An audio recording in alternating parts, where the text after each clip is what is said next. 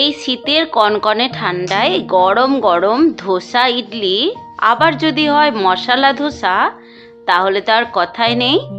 তো জমে যায় একদম শীতের সন্ধে কিংবা জলখাবারে, অসাধারণ লাগে খেতে। বন্ধুরা, আমি মিনতি পাল আজ আবার নিয়ে চলে এসেছি খুব মজাদার একটা ভিডিও। আশা করি আপনাদের খুবই ভালো লাগবে।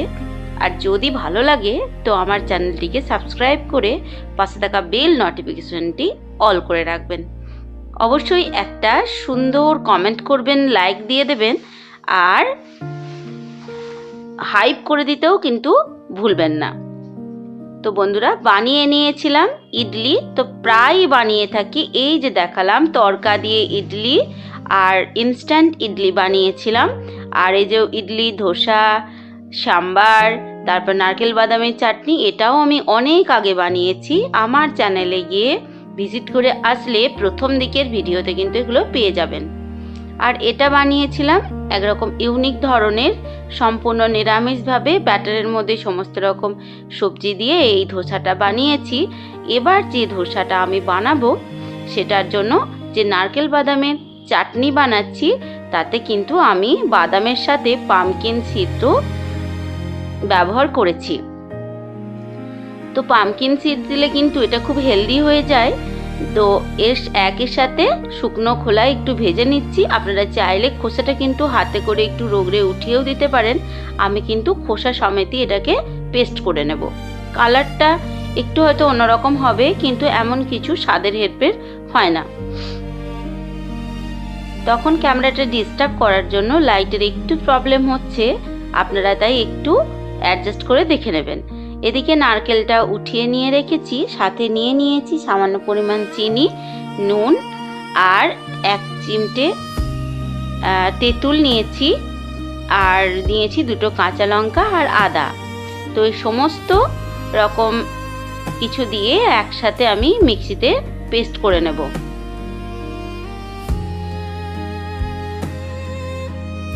আর এদিকে ফোড়নে যে তড়কা লাগাবো বা ফোড়ন দেবো, তার জন্য রাই, শুকনো লঙ্কার কারি পাতাটা আমি নিয়েছি, আর নিয়েছি কিছুটা সর্ষের তেল। সর্ষের তেলেই আমি তড়কাটা দেব এই জন্য। আর ছোলাটাও নিয়ে নিলাম। ছোলাটা তখন দেখানো হয়নি, ছোলা ভাজা এরকম বাড়িতে ছিল, তো ভাজা ছোলা, আর এই যে চিনেবাদাম, কুমড়োর বীজ, আর নিয়েছি নারকেল। এই সমস্তগুলো একসাথে দিয়ে এরপর মিক্সিতে সামান্য পরিমাণ জল দিয়ে কিন্তু একটা পেস্ট বানিয়ে নেব।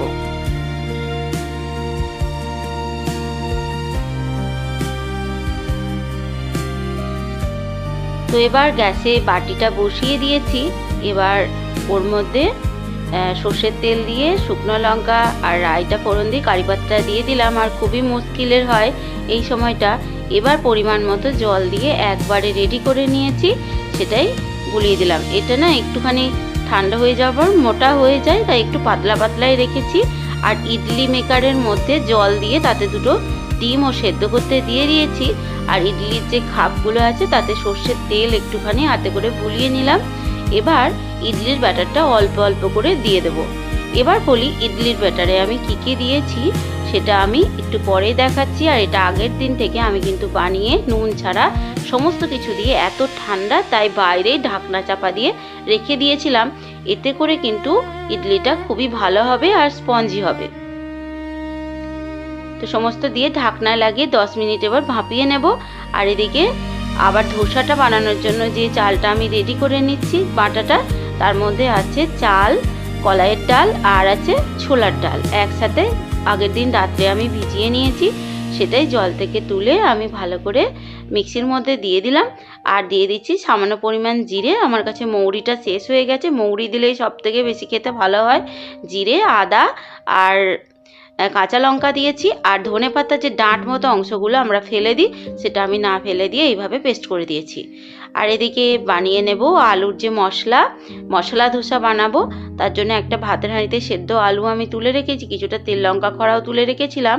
কড়াতে কিছুটা সর্ষের তেল দিয়ে তাতে পেঁয়াজ কুচি, আর দিয়ে দিলাম গ্রেট করা রসুন আর আদা, এবার কাঁচা লঙ্কা কুচি আর ধনেপাতা কুচিটা দিয়ে একটু নাড়াচাড়া করে ওই যে ম্যাশ করা আলুটা আছে এটা দিয়ে নেব।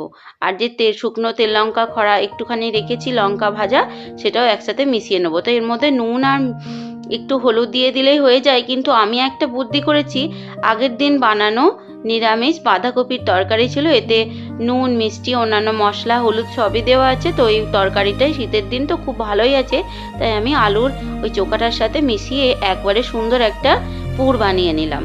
আপনারাও চাইলে এইভাবে করতে পারেন, কিংবা যাদের বাঁধাকপির তরকারি আছে যারা নিরামিষ করে বানাতে চান তারা ওই নিরামিষ তরকারিটা একটু ম্যাশ করে দিলেই হবে, একটু মাখো মাখো হয়ে যাবে। এবার ধোসার ব্যাটারটা রেডি করে নিচ্ছি, তার জন্য পরিমাণ মতো জল দিয়ে আমি কিন্তু মিক্সিটা ধুয়েই জলটা দিয়ে একটুখানি নুন দিয়ে ব্যাটারটা রেডি করে নিলাম। এদিকে আমার পুরো রেডি। এদিকে যে আগেকার দিনে ঠাকুমাদের মতো বেগুনের একটা বোটা নিয়ে নিয়েছি কেটে, ওটা দিয়ে তেল ব্রাশ করতে কিন্তু খুব ভালোই হয়। তো এবার ধোসাটা বানিয়ে নিচ্ছি। তো একটু বেশি করে দিয়ে গোটা প্যান ছড়িয়ে দিচ্ছি চাটুতে। মিনিট 5-7 অপেক্ষা করার পর যখন দেখবো ওপরটা শুকিয়ে এসেছে আর এভাবে ছেড়ে ছেড়ে আসছে, এবার আমি ওই আলুর যে পুর বানিয়ে রেখেছি মশলা ধোসা বানানোর জন্য, আলু আর বাঁধাকপি দিয়ে সেই পুরটা দিয়ে গোটাটা স্প্রেড করে দিলাম।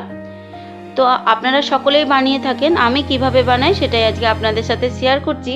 আর এইভাবে করে যদি আপনারা বানান তো আশা করি আমার থেকে আরও সুস্বাদু আরও সুন্দর আপনারা বানাতে পারবেন।